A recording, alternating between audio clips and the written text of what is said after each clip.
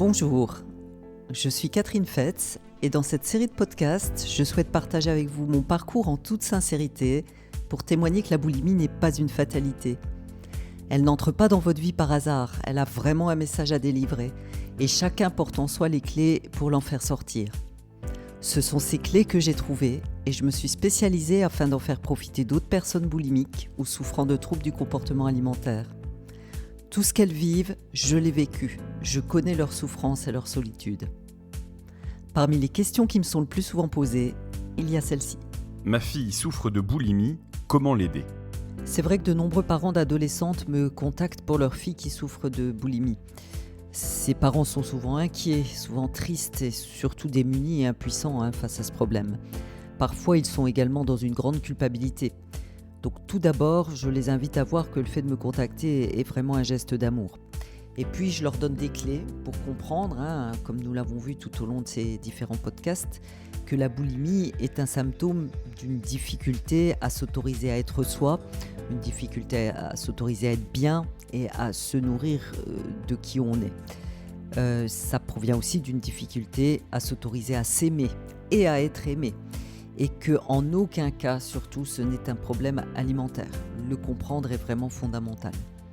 Certains parents me disent avoir essayé de fermer les placards à clé, me disent ne pas comprendre que leur enfant, très volontaire par ailleurs, n'ait aucune volonté quand il s'agit d'arrêter de manger, me disent leur difficulté à communiquer avec leur enfant qui recherche la solitude et semble s'éloigner.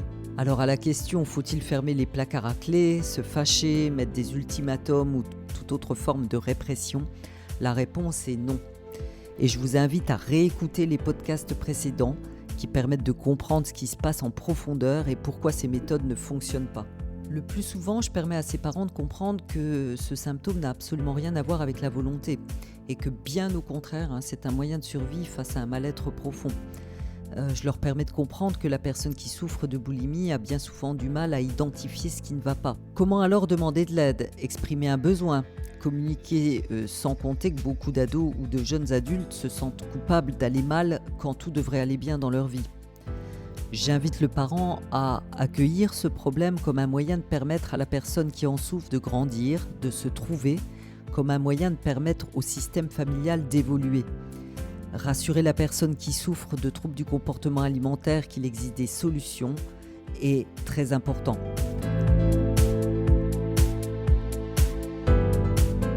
Pour ma part, je pensais que je vivrais toute ma vie avec ce problème. À chaque fois que je faisais une crise, je me disais « plus jamais ça ». Et puis, évidemment, cela recommençait encore et encore et j'étais désespérée.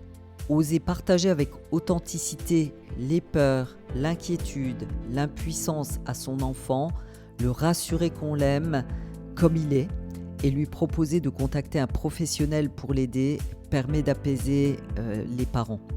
Il est normal que le parent ne puisse pas apporter toutes les solutions à ce problème tant il est impliqué émotionnellement. Est-ce que c'est normal d'avoir peur que ma fille m'en veuille de l'envoyer chez un psy ? Alors, il est évident que pour que l'accompagnement et les changements apparaissent, la demande d'aide et de soutien émane de l'adolescente. En aucun cas, la séance ne doit être subie. Mais par ailleurs, il m'arrive de recevoir en amont les parents et de leur donner des clés pour leur permettre d'amener leur fille à faire cette demande d'aide. Et je crois que c'est le plus judicieux, c'est le comportement le plus judicieux à avoir.